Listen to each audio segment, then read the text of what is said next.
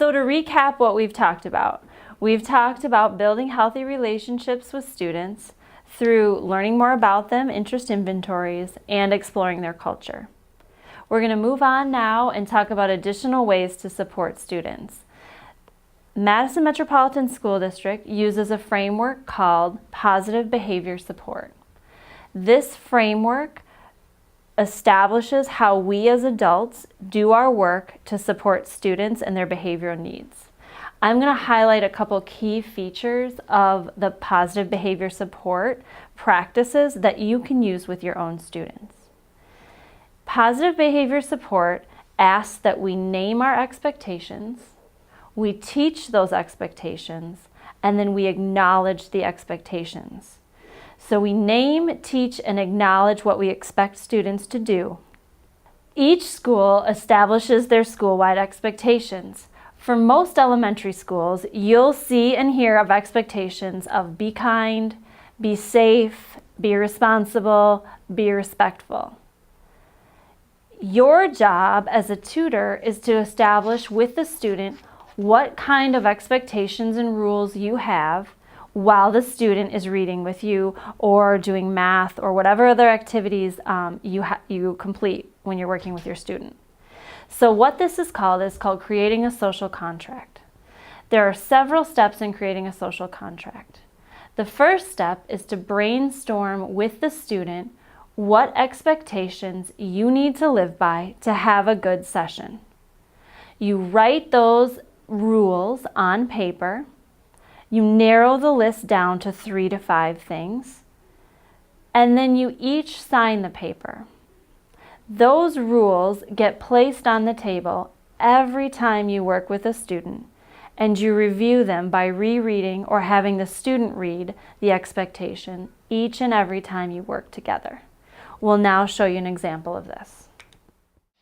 All right, Jamari and Nazir, thanks for coming in today. We're gonna get a chance to read together every week. So this is like our special time to read cool stories and grow in our reading. So before we read together, I just want an idea from you. What are some rules that we should make so that our reading time together goes well? What are some things that we should say out loud so that we make sure our reading time together goes well? Ignore distractions. Oh, I love that one. Ignore distractions.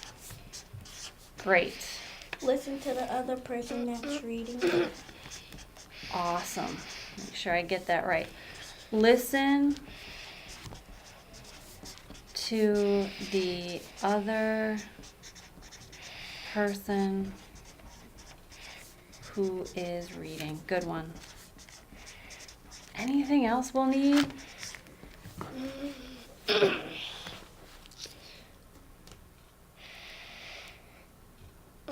going to ignore distractions. We're going to listen to each other. Anything else we might need? What if I give directions? Yeah. What should you do if I give directions? Listen to them. Okay. Listen and follow directions.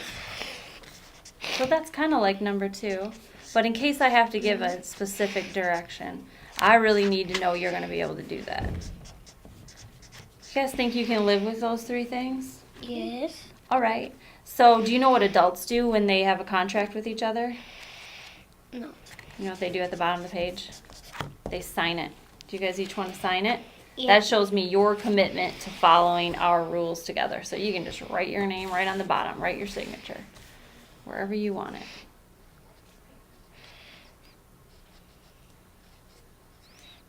Nice. All right, Nazir.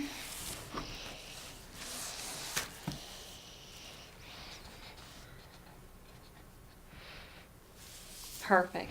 And so every time I come read with you, I'm going to bring this sheet of paper and I'm going to lay it right on the table with us, and I might even have us read it together before we start reading together. How's that sound?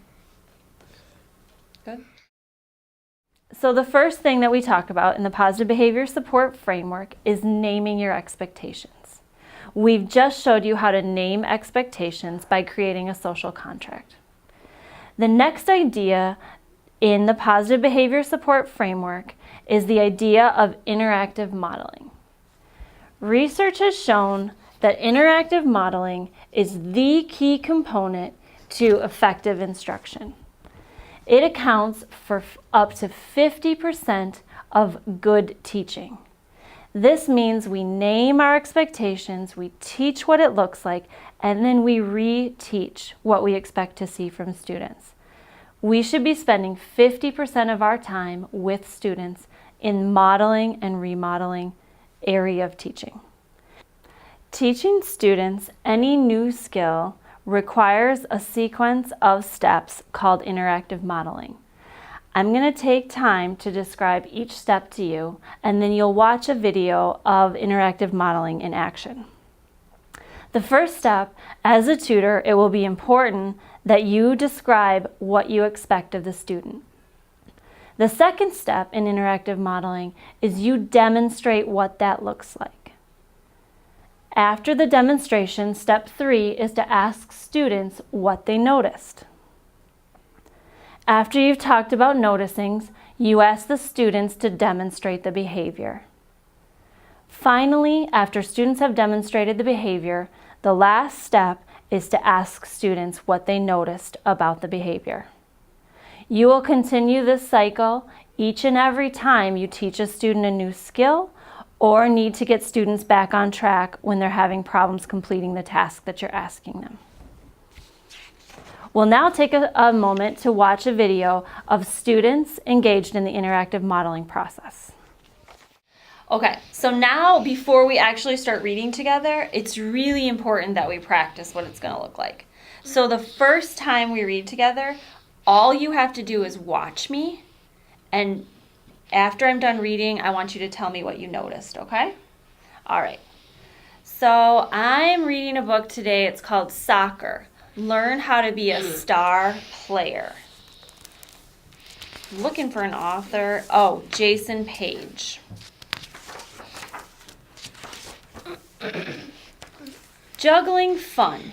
Now that you've warmed up, practice controlling the ball. See how long you can keep the ball in the air using only your feet, thighs, head, and chest. Why not ask a friend to time you? Okay, what'd you notice about what I just did? You were pointing to the word. Yeah, I was using my finger as a pointer just to keep track of where I was reading. What else did you guys notice? You were using expression. I was using some expression, yeah, especially when I asked the question. Are there things I didn't do?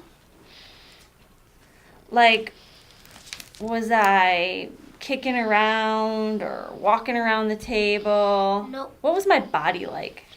Still. It was pretty still. Where were my eyes? On the book. On the book, on what I needed to be paying attention to. All right, do you guys think you want to practice? And then I'll tell you what I noticed, and we'll let you know what we noticed in? Mm-hmm. Okay, who wants to practice first? Aww. Jamari, you ready? Yeah. You got this. Okay, whenever you're ready, you can start in the middle of the book, you can start with the cover, wherever you want. Are you already on a certain page in this book? No. Okay, we won't make you do the beginning with the author and all that. Let's just jump right in. All right, whenever you're ready. Wait, do I have to read all of this or this? Let's do whichever one you want. Alright. If you want to read the caption, that's great.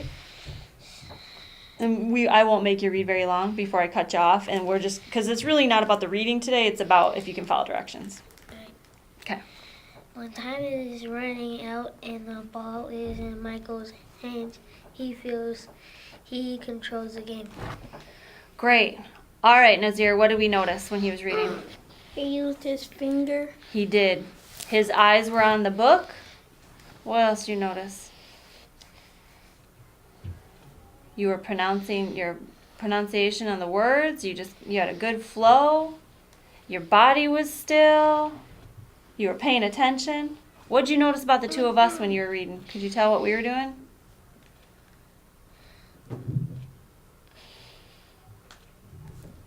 Were we running around the room? No. No.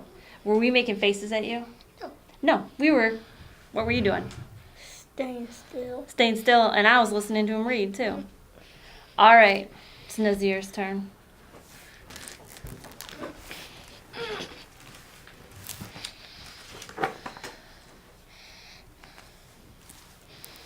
In the crow's nest, two look out are scanning the sea for ice.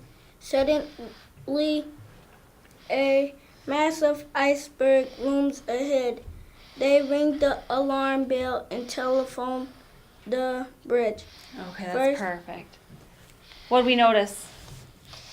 He was pointing and I noticed his eyes were following along where he was. Anything else you noticed? he's trying hard to read the words. Yeah, he's reading some pretty significant words and he's staying real focused. Nazir, what did you notice that we were doing while you were reading? Sitting still and listening. Yeah, I was looking at the picture. How about you? It's a pretty awesome picture.